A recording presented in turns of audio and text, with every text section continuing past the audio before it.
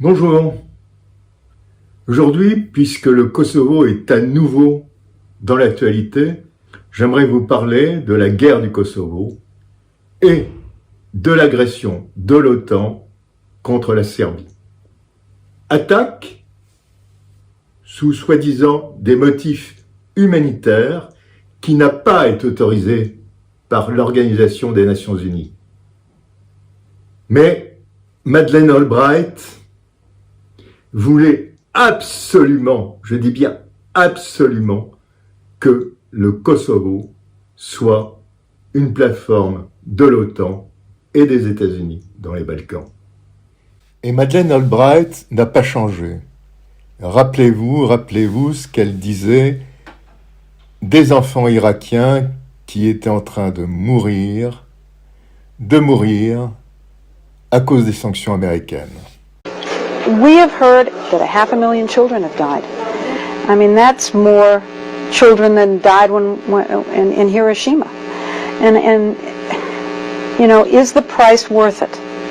I think this is a very hard choice, but we think the price is worth it. Alors, que s'est-il passé dans cette petite région peuplée d'Albanais et de Serbes? Du côté serbe, le Kosovo est décrit comme le berceau de la Serbie. Car il était, dès le XIe jusqu'au XVe siècle, le centre politique et culturel serbe. Il n'y a qu'à regarder d'ailleurs ces magnifiques monastères qui sont patrimoine de l'humanité et qui sont au Kosovo. En 1389, l'Empire ottoman arrive aux portes des Balkans, au Kosovo, ici autour de nous, la plaine de Kosovo-Polie, ce qui signifie en serbe le champ des merles. Le Kosovo, c'est la source même, c'est la Jérusalem des Serbes, c'est l'origine de la nation serbe, c'est la bataille Kosovo-Piolie qui fut fondatrice contre les Turcs ottomans, c'est vraiment le cœur de la nation serbe.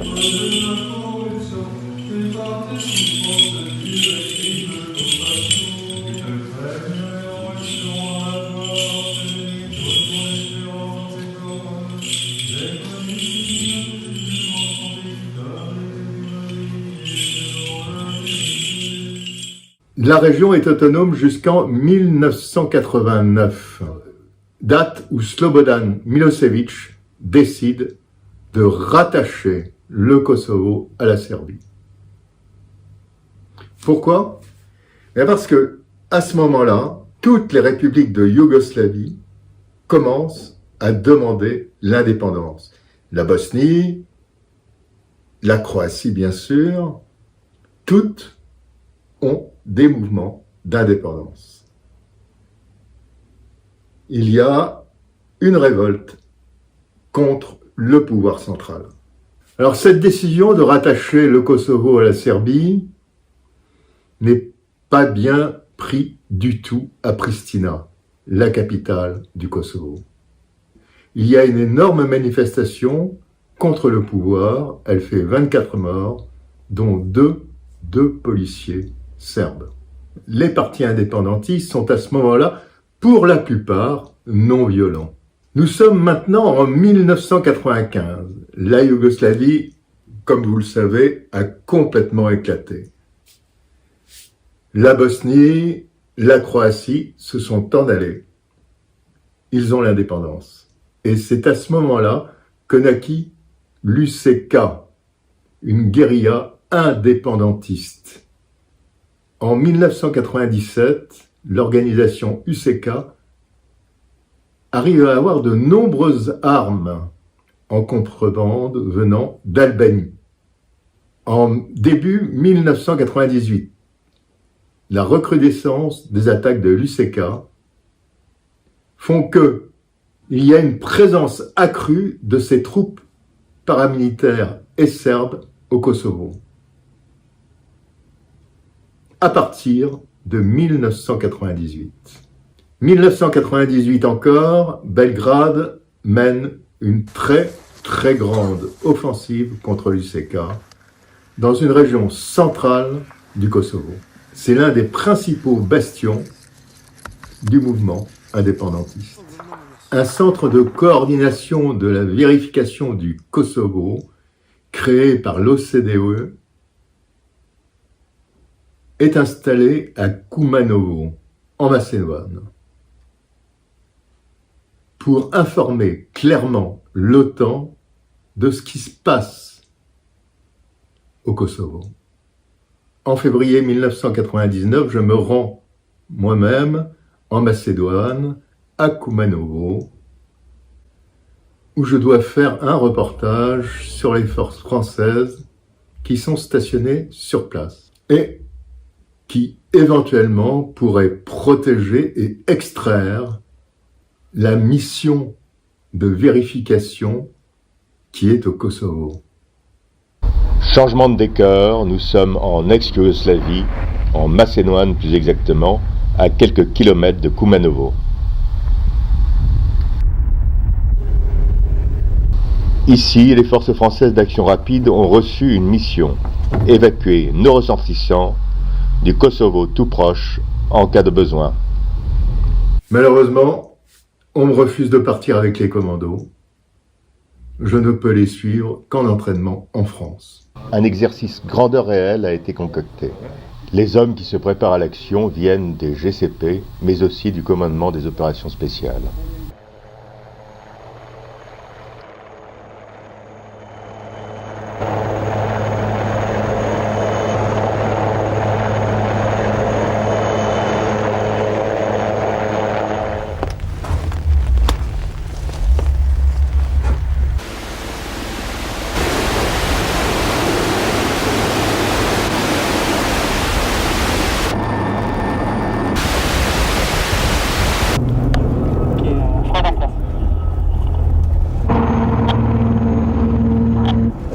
Attendez.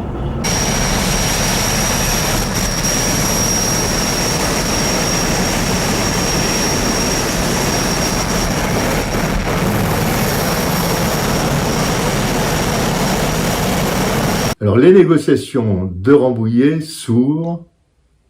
Elles réunissent Serbes, Albanais du Kosovo et, bien entendu, les Français et les Américains. À en croire le Washington Post, le gratin de l'armée américaine n'est absolument pas favorable à un déploiement de force et encore moins à des frappes sur la Serbie. Le chef d'état-major aurait émis ses réserves personnellement à Madeleine Albright. Alors le 20 mars 1999, les forces yougoslaves lancent une campagne massive de répression et d'expulsion d'Albanais du Kosovo. À la suite du retrait de la mission de vérification de l'OCDE et de l'échec de la conférence de Rambouillet. La communauté internationale a réagi à la crise en 1998 en créant un groupe de contact composé de l'Allemagne, des États-Unis, de la France, du Royaume-Uni et de la Russie, qui fit d'ultimes efforts diplomatiques en février 1999 lors de la conférence de Rambouillet. Vladimir Volkov, écrivain très connu, signe avec de nombreux intellectuels français une pétition contre la guerre. En vain. L'OTAN intervient avec une campagne de bombardement aérien qui commence le 24 mars. Il la justifie comme une guerre humanitaire. Mais ils n'ont pas l'aval de l'Organisation des Nations Unies. Mais qu'importe, il faut en finir avec la Serbie. Madeleine Albright est à la manœuvre.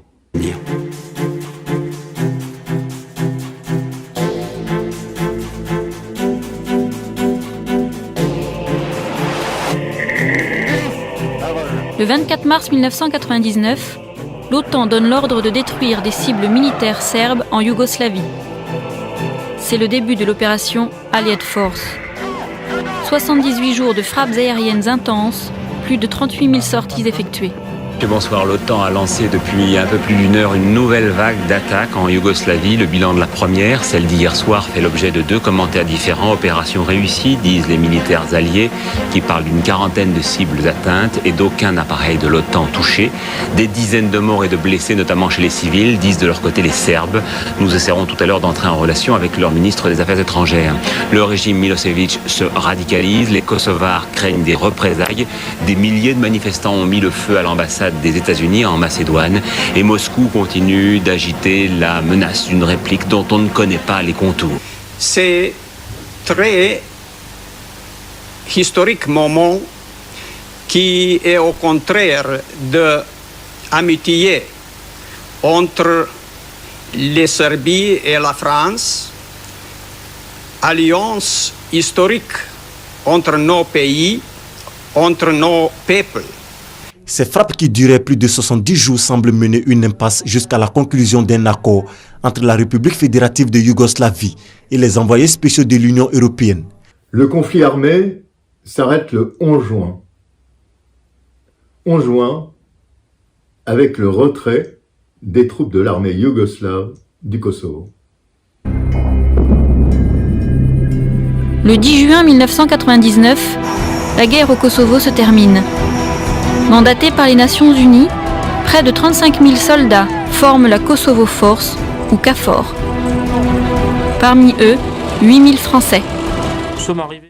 Le monde, selon Madeleine Albright, est un monde où les États-Unis sont, par essence, un monde indispensable pour la résolution de tous les conflits et pour les intérêts des États-Unis. Mais pas seulement des États-Unis.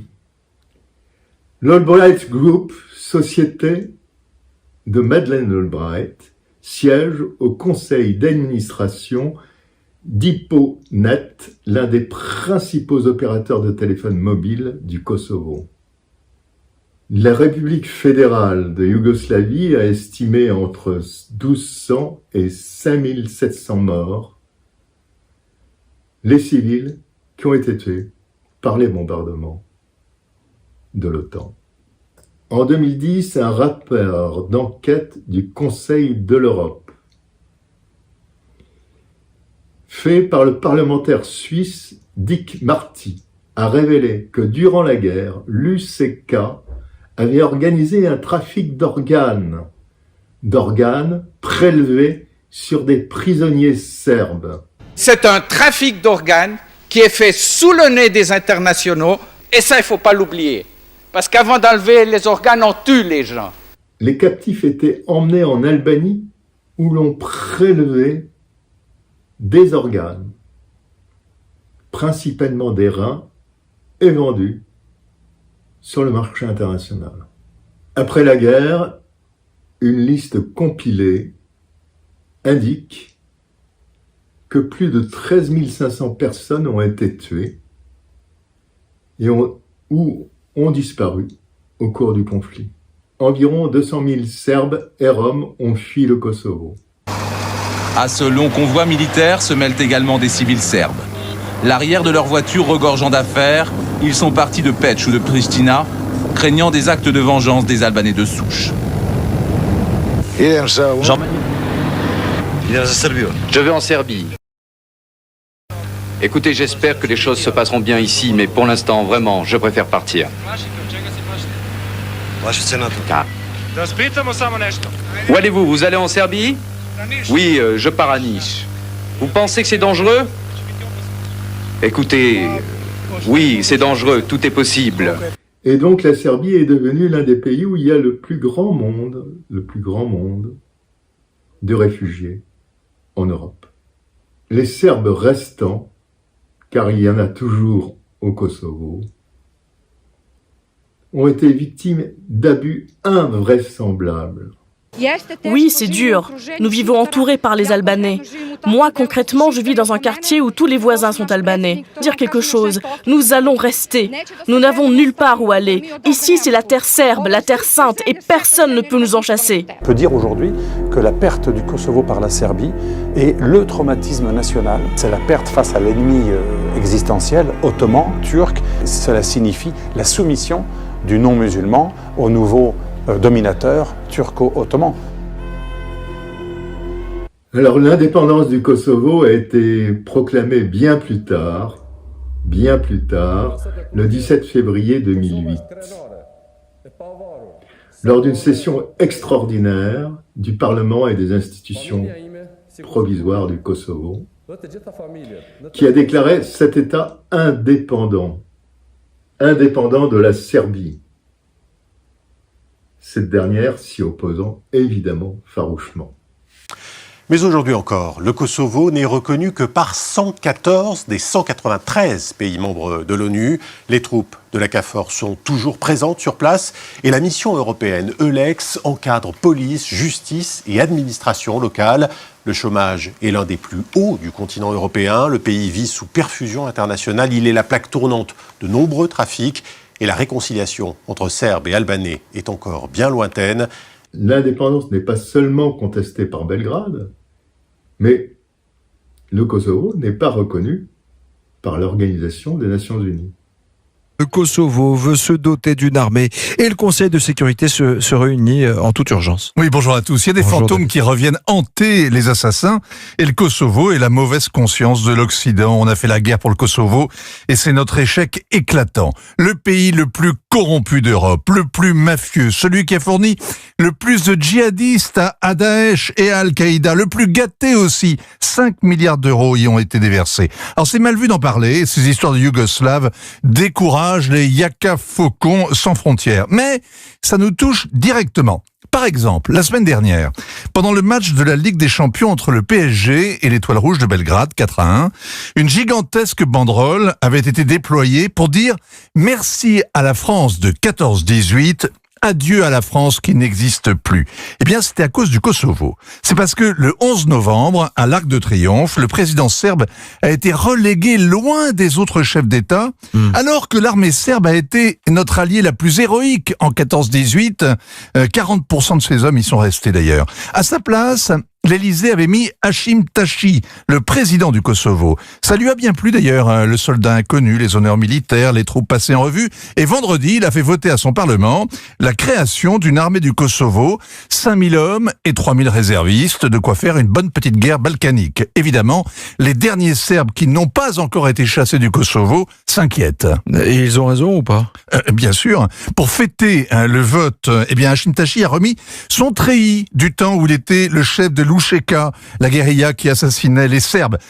L'Union européenne donne 600 millions d'euros par an au Kosovo. L'OTAN assure la sécurité. L'ONU assure la reconstruction. Mais le président Thaçi décide de créer une armée contre l'avis de l'OTAN, de l'ONU, de l'Europe. La créature a bien échappé à son Frankenstein. Voilà, je voulais faire un petit tour d'histoire sur le Kosovo qui peut maintenant encore se révéler très, très chaud. À bientôt donc sur ma chaîne. Et n'oubliez pas, le pouce et partagez. Au revoir.